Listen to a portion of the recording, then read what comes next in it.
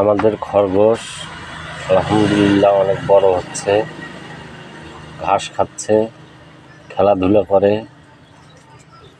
অনেক।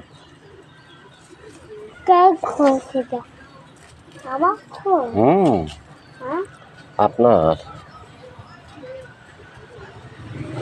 থাক আপু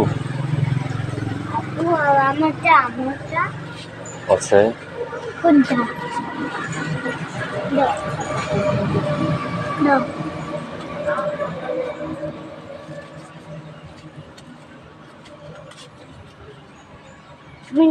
না না